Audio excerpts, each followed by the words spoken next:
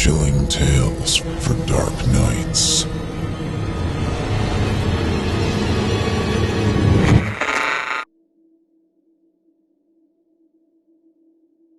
The Strange New Neighbor by Dave Stancliff, performed by Otis Gyrie. Tad drew the front curtains aside so he could watch what was happening across the street. He'd never seen movers do what they were doing. They constructed an awning from the front door to the back of a 24-foot moving van. It was prefabricated with side panels that attached to the awning, making it impossible to see what was being taken out of the van. Tad's usual curiosity shifted into overdrive as he considered reasons for doing something like that. Why hide your stuff? He mused out loud. What's the matter, honey? His wife, Agatha, asked as she looked up from the quilt she was working on. You're your neighbors, he mumbled. So? She wondered. Never seen anything like it. Look at that tunnel between the van and their front door. You ever seen anything like it? He asked. No, I haven't, Tad. Maybe they're concerned about getting their possessions wet. Didn't you say it might rain today? Yeah, he grudgingly agreed. Still, I've never seen anything like it.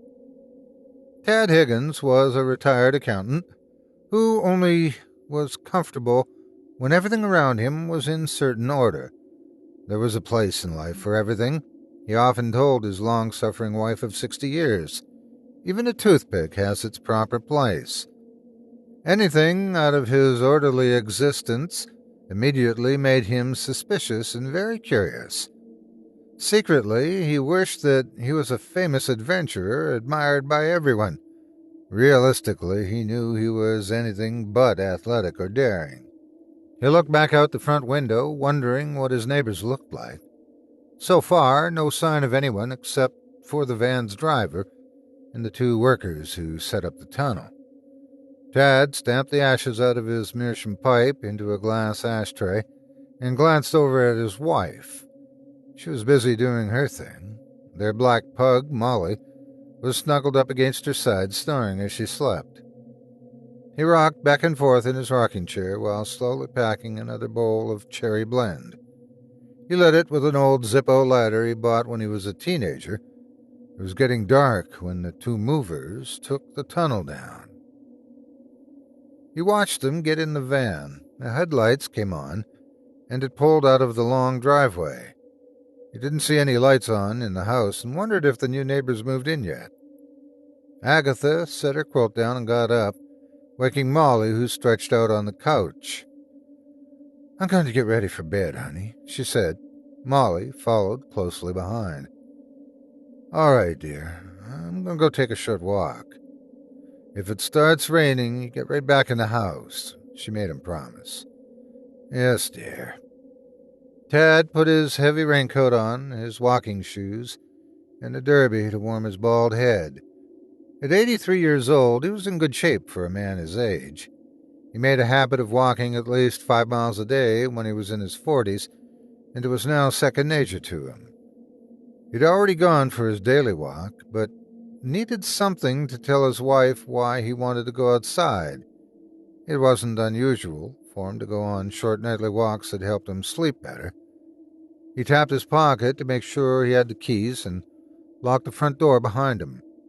He stood under the porch light for a moment and looked at the house across the street. Then he went down to the sidewalk and strolled along his side of the street.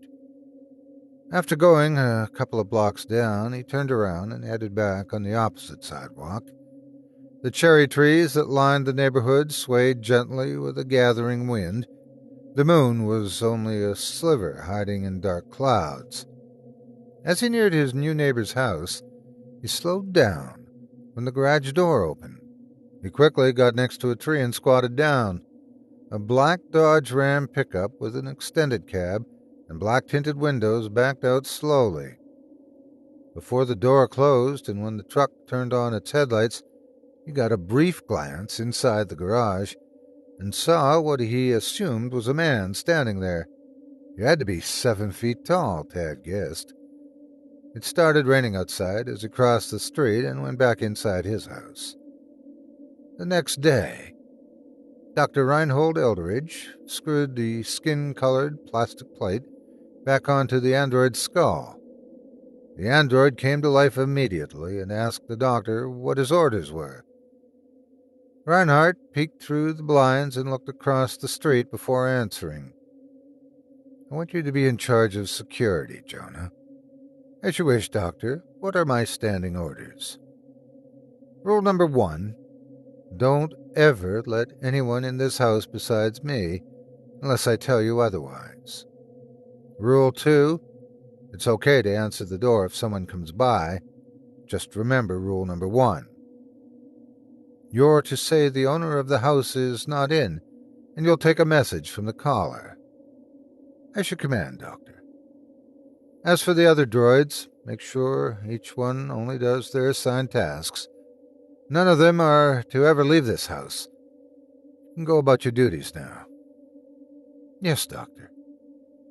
Jonah was the most complete android he'd ever created, and the tallest on a whim. He was his first really human-looking android, exceeding his own expectations. His other creations weren't as perfect-looking or as mental acute as he was. As a matter of fact, most of them looked incomplete because they were. They looked more like monstrosities than anything else. Some didn't have heads or arms or legs. They moved around awkwardly. Reinhardt didn't care that they were unsightly. They were his babies. A lifetime of work was reflected in their twisted, humanoid-inspired bodies. If not for inheriting the family fortune, Reinhardt could have never achieved all of this alone without any kind of financing from an outside interest, like the government. He never took on an assistant, preferring to toil away alone. He peeked out the blinds again and saw his neighbor staring out the window towards his direction. Earlier, he was outside by his mailbox staring at the house. Reinhardt was uncomfortable with his curiosity, but understood also it was normal. He'd gone through this before. It was his habit to move every 7 years and to change his identity. He didn't trust anyone. He never made friends. Reinhardt was content to lead a solitary existence. His success with Jonah gave him an unexpected confidant. It was such a new experience that he was still adjusting to it. After a week of burning curiosity, Tad could no longer stand it. He talked Agatha into making some chocolate chip cookies and taking them across the street with him. "It was only right that we say hello to our new neighbors after they've had time to settle in," he reasoned. When Jonah opened the door, they both automatically looked up. "Hi there, I'm Tad. This is Agatha, my wife. We're your neighbors across the street. Are you the new owner?" Jonah blinked his dark brown eyes and said, "No, I'm not the new owner. He's out right now." "Can I take a message?" he asked, in what Tad thought was a mechanical response. "Well, here's some cookies, and welcome to the neighborhood," Tad said. Jonah stiffly reached down and took the plate of cookies. "I will relay your message, sir." "Hey, you can call me Tad. We're neighbors." The door shut. "Well, how do you like that?" he groused as they walked back to the house. "That guy looked like that butler in the Addams Family. Remember Lurch?" "I do, honey. He was played by Ted Cassidy, I believe." The conversation followed them into the house. An odd friendship developed over the next year between Jonah and Tad. Jonah would be watering the lawn or getting the mail, and Tad would see him and wave.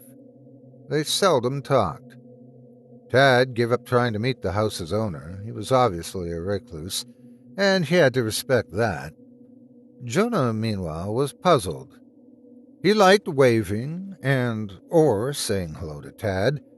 He didn't mind listening to him talk away while he was doing his outdoor chores. Was this part of his program? He mentioned the daily contacts he had with Tad to Reinhardt one day. In one way, he was glad to see Jonah was good enough to fool someone into thinking he was human, but on the other, he was moving into a new realm. emotions. It was uncharted territory. Jonah did not sleep at night. It wasn't necessary. He walked around the house, checking on things and reading books. He also got into a protective habit of looking out the front window at Tad and Agatha's house, off and on throughout the night. Almost 2 years had passed when one night, while Jonah was looking out the front window, he saw 2 masked men with guns slinking around Tad's front porch. He knew what that meant. Tad and Agatha were in danger. The doctor wasn't home to ask what he should do. He thought about Rule 1 and 2. There were no other rules.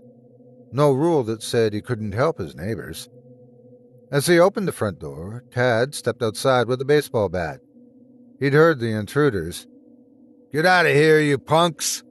he shouted and took a step towards the 2 men. "Drop the bat, you old bastard, or I'll shoot you." Instead, Tad moved forward, swinging the bat as he did. One of them fired his gun point-blank at Tad, hitting him in the shoulder. The bat struck the other man in the arm, knocking his gun down. Then Jonah was there. He grabbed the man still holding the gun and broke his arm like a twig. The intruder's howl of pain filled the night. Jonah hit him squarely on the jaw, knocking him out. He turned on the other man and threw several precise punches, sending him to the ground alongside his unconscious cohort. Tad staggered over and picked up his bat in case either tried to get up. Jonah came up to him and put his big hand on the wound. "Will you be all right, Tad?" he asked with a touch of emotion that surprised him. "Yes. You saved my life, Jonah. How can I ever repay you?" "Don't tell the doctor what happened here. Tell the police you beat them up. They'll deny it and say I did, but you tell them that they're crazy cowards. I don't want people to know I was here." "Anything you say, Jonah. Thank you again." Agatha came running out of the house, crying. She saw Tad's wound and pulled out his cell phone and called 911. Soon the sound of sirens filled the night. As it stands, androids are always a fun subject to write about.